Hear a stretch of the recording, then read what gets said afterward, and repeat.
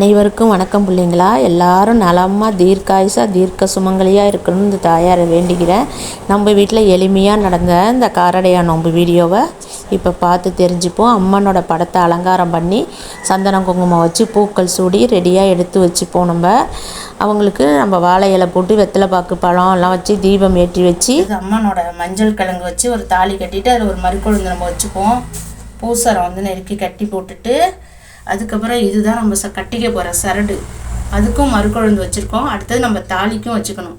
நம்ம கையில் கிடச்ச பூவை கட்டி காமாட்சி அம்மனுக்கு போட்டுட்டு அதுக்கப்புறம் இந்த அடையை நம்ம முன்னாடி எடுத்து வச்சுட்டோம். இது ஆறணுன்னுட்டு இது மேலே நம்ம சூடு இருக்கான்னு பார்க்கணும். உருகக்கூடாது வெண்ணெய், அதனால் நம்ம சூடு ஆறணுன்னா அது மேலே வெண்ணெய் வைப்போம். இது பூரண கலசம் பிள்ளைங்களா. மாதம் பௌர்ணமிக்கு அம்மா எடுத்து வச்சுருவேன். வராகி தாயை வச்சுருக்கேன், அவங்களுக்கு முன்னாடி வச்சுருக்கேன். வராகி தாய்க்கும் நம்ம மறுக்கொழுந்து சூடிக்கணும்.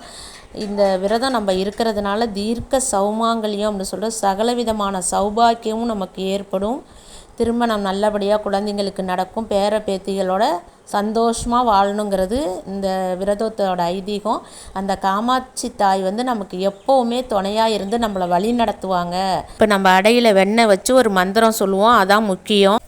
வெண்ணெய் வச்சுட்டு உருகாத வெண்ணையும் ஓரடையும் நான் தாரேன், என் கணவனை என்றும் பிரியாத வரம் தாயே அப்படின்னு நம்ம வேண்டுறோம். அடுத்தது இப்போ மணி ஆயிட்டுன்றதுனால நம்ம சரடை கட்டிட்டு அதுக்கப்புறம் சூடம் கொளுத்தி காட்டுவோம். சாம்பிராணி போட்டு தேங்காய் வச்சாச்சு.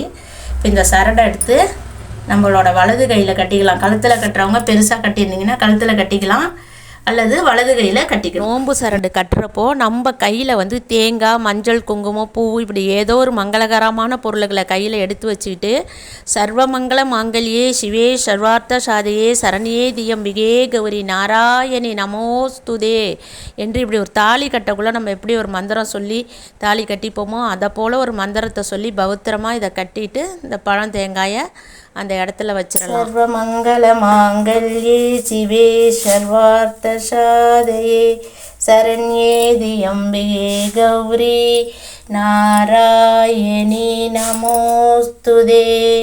அந்த டப்பாவில் 2 அச்சதற்கு எடுத்துங்க போட்டுரும். உருகாத வெண்ணையும் ஓரடையும் நான் தாரேன், என் கணவரை என்றும் பிரியாத வரம் தாயே தாயே காமாட்சி. இவங்க தான் நம்மளோட 28 வருஷமாக நம்ம கூட இருக்கிறாங்க. அம்மாவை ஒரு முறை நீங்கள் கும்பிட்டுட்டிங்கன்னா போதும், அவங்க எப்பயும் உங்களை கைவிட மாட்டாங்க. உங்களை எப்படியாவது அவங்க செய்ய வச்சிருவாங்க. 2 அச்சதை போட்டு நம்ம முடிச்சுக்குவோம்.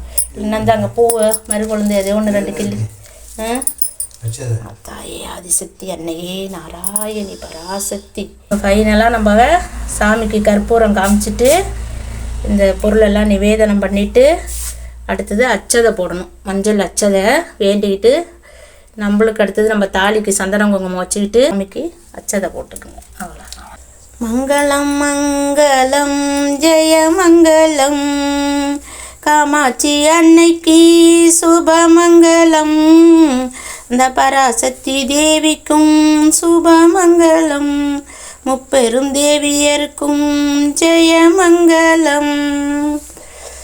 தாயே காமாட்சி அம்மா, தாயே அன்னபுவனேஸ்வரி, அகிலாண்ட கோடி பிரம்மாண்ட நாயகி தாயே.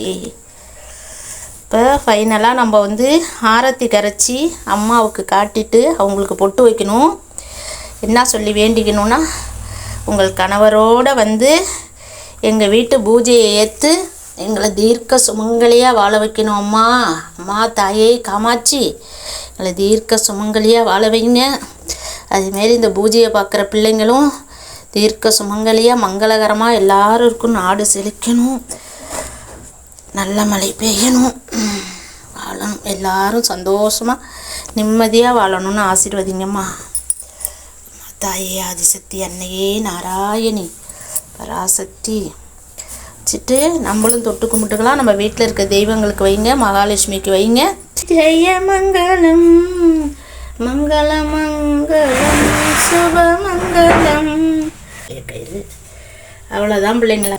இதை கொண்டு போயிட்டு கால் மிரிபடாத இடத்துல, நம்மளுக்கு திருஷ்டி சுற்றினா ரோட்டில் கொட்டுவோம் இல்லையா, இதை நம்ம கால் மிரிபடாத இடத்துல ஓரமாக நம்ம இதை பார்த்தீங்களா, இன்னும் வெண்ணெய் உருகாமல் இருக்குது பாருங்கள். அடை ஆறி போய் நம்ம வச்சாதான் இந்த வெண்ணெய் இப்படி உருகாமல் இருக்கும். மங்களகரமான மஞ்சள், குங்குமம், கண்ணாடி இதெல்லாம் சாமிக்கு வந்து நம்ம சமர்ப்பிச்சிருப்போம். அங்கேயும் வச்சுருக்கோம். தாலியாகவும் மஞ்சள் கயிறு கட்டி நம்ம போட்டிருப்போம்.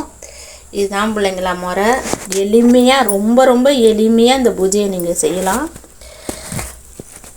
அனைவருக்கும் பகிருங்கள். நன்றி. நான் உங்கள் சக்தி உமா.